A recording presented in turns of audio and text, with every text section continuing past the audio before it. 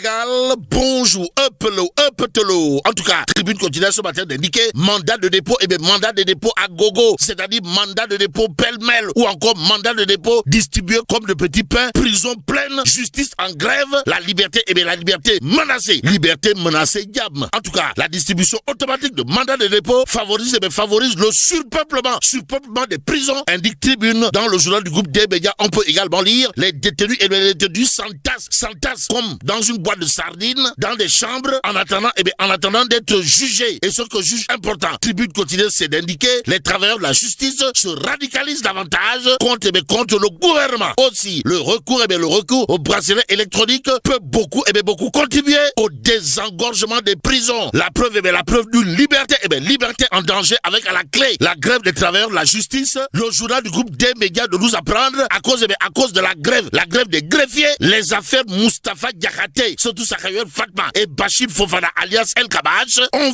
vu leur délibéré encore reporté pour la 3e fois. Bon, nous estimons qu'aujourd'hui, leur détention est un peu plus arbitraire. Voilà ce qu'estime Maître Aboubakri Baro, avocat bien entendu de Moustapha Diakhaté et Bachir Fofana, à lire bien entendu dans Tribune. Bon, l'homme de considérer à plus de titres, la grève des greffiers ne peut être un motif pour maintenir Moustapha Diakhaté et Bachir Fofana en prison. Bon, dénonçant un mépris institutionnalisé à l'endroit des travailleurs de la justice, les greffiers redécrètent une grève de 48 heures et déchirent en 1000 morceaux, la note du ministre de la Justice, informe bien entendu Tribune, d'où l'interrogation qui barre la une de Vox Populi, le journal en tout cas indiqué, grève des travailleurs de la justice vers le point du non-retour. En tout cas, l'entente sud-juste UNTJ se radicalise davantage face au pouvoir, nous livre bien entendu Vox Populi. Dans le journal, c'est Ali Ountine, mon professeur, Ali Ountine, droit de l'homme se chevronner au plan universel et mondial, qui demande à Sonko de s'impliquer pour trouver une solution. En tout cas, pour Ali Ountine, c'est lui, comprenez, c'est Ousmane Sonko, qui peut trouver une solution juste en parlant aux grévistes. Propos de Ali Ountine, à lire bien entendu dans Vox Populi ce matin. Ce matin, il conviendrait également de lire une autre actualité à ce sujet. D'après le journal Vox Populi, à savoir la coalition des centrales syndicales solidaires de l'entente sud-juste UNTJ dans son combat légitime. En attendant, restons bien entendu avec Vox Populi qui parle de rebondissement dans l'affaire du maire de Agnam, comprenez, le lion du Bosséa, Farba Ngom en l'occurrence. Bon, la chambre d'accusation du pôle judiciaire financier annule la seconde inculpation de Farba Ngom.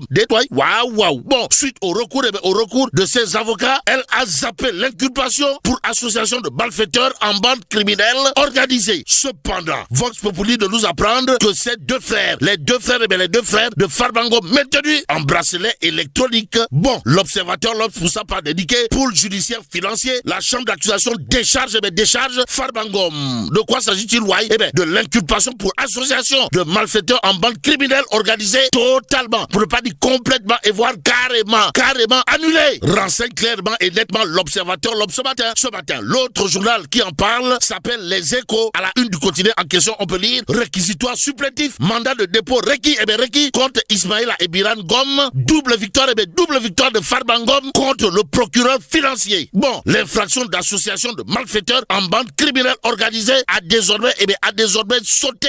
Ainsi, il conviendrait de retenir à ce sujet que les frères de Farba Ngom sauvés de prison, nous livre bien entendu Les Échos. Restons avec le journal qui parle de demande d'extradition, histoire de renseigner l'audience de Doro Gueye, chérie Clara à Paris, renvoyé au 3 septembre prochain. En tout cas, le procureur général près la cour d'appel de Paris veut avoir des informations complémentaires. Aussi, l'audience a eu lieu le 9 juillet dernier. Aux dernières nouvelles, le journal Les Échos de nous apprendre, le juge d'instruction du 3e cabinet devra poursuivre ses investigations sans Doro Gueye. En attendant de savoir si oui ou non Doro Gueye finira dans la sauce, passons au point actu quotidien ce matin. Le journal de s'intéresser à l'arrestation de Maodo Malick Mbaye, histoire de nous indiquer son avocat brise le silence, même s'il est dit le silence est d'or. Retenons en tout cas que selon l'avocat de Maodo Malick Mbaye, il y aura bien entendu combat. En tout cas, c'est quelqu'un de bonne foi. Il n'a rien à se reprocher moralement. Aussi, l'avocat de Maodo Malick Mbaye qui parle dans le point actu de déclarer, il ne reconnaît pas, Maodo Malick Mbaye ne reconnaît pas devoir ses montants ou avoir détourné ses montant. Bon, nous allons faire le nécessaire pour obtenir la liberté provisoire, dira en tout cas l'avocat de Maodo Malick Mbaye dans le point actu ce matin,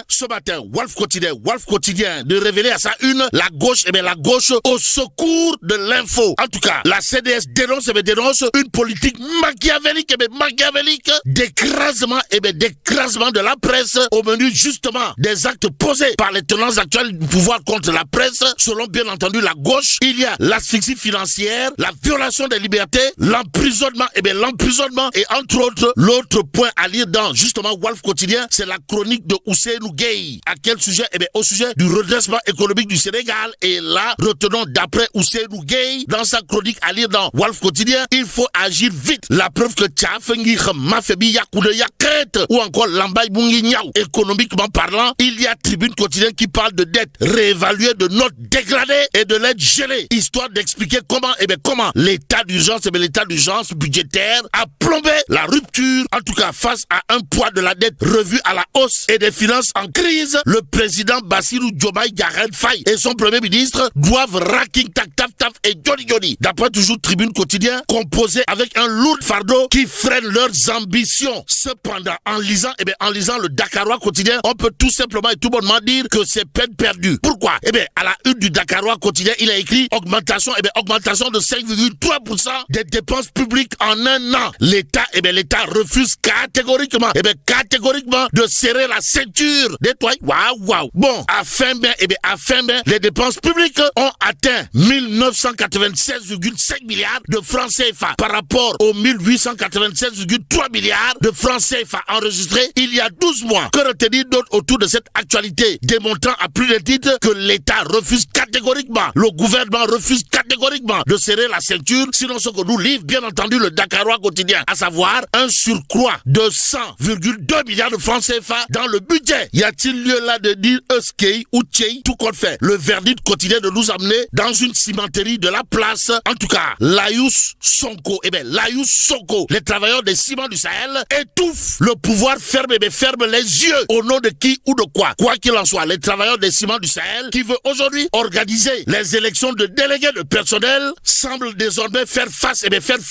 des pratiques pas du tout orthodoxes de leur patron. Et pourtant, le verdict quotidien de nous apprendre le combat des travailleurs des ciments du Sahel ne date pas d'aujourd'hui. En tout cas, depuis des mois, voire même des années, ils frappent à toutes les portes pour que leur cause soit entendue. Entre conditions de travail difficiles, licenciements abusifs et absence de syndicats pour défendre les droits des travailleurs, selon certains employés, informe toujours le verdict. Dans le journal, on peut lire, la situation semble empirer. Au nom de qui ou de quoi? Quoi qu'il en soit, les attitudes de négrier des temps modernes du propriétaire des lieux semblent avoir une explication d'après le verdict. Le journal, en tout cas, d'informer l'amitié apparente entre Ousmane Sonko, premier ministre du Sénégal, et Laïus, patron de l'entreprise, ne semble pas, alors là, pas du tout jouer en leur faveur. En d'autres termes, si Laïus ne respecte pas, alors là, pas du tout la légalité vis-à-vis de ses employés, c'est tout simplement et tout bonnement à cause de l'amitié apparente entre Ousmane Sonko et lui. Lui, c'est Laïus, patron de l'entreprise, qui apparemment n'en a qu'une, c'est-à-dire s'en tape du respect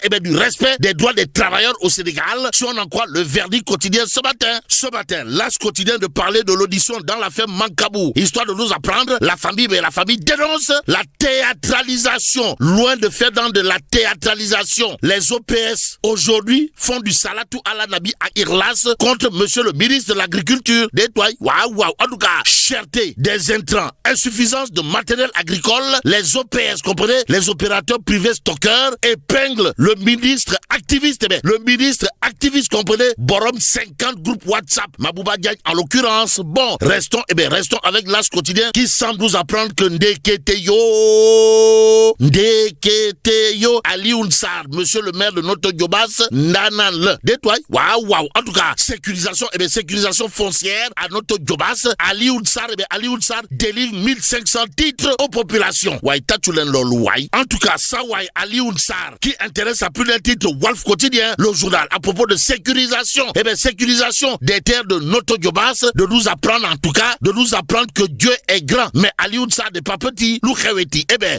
Ali Ounsar, maire de Noto Djobas, délivre plus de 1500 200 actes fonciers pour les populations. En d'autres termes, notre Djobas commune Smart est plus qu'une réalité. Si on en croit ce matin Wolf Quotidien, l'autre quotidien qui en parle, c'est l'évidence. De toute évidence, il est écrit plus de 1200 actes fonciers remis aux populations de notre Djobas, une étape historique vers la justice territoriale. Et là, il conviendrait de dire Gatchengalama, Gatchengalama à monsieur le maire de notre Djobas, Ali Ounsar en l'occurrence, pendant ce temps, Direct News, de s'intéresser au référendum en Guinée-Conakry. Pourquoi faire? Pour nous dire, Ramatoulaye Kamara appelle à un vote massif. En tout cas, Ramatoulaye Kamara, militante du choix du peuple qui est le choix de Dieu. En démocratie, comprenez, militante du Vox Populi, Vox Dei, appelle à un vote massif au référendum en Guinée. Voilà ce que nous livre bien entendu Direct News, le journal. En tout cas, de noter, ce référendum n'est pas seulement, alors là, pas du tout seulement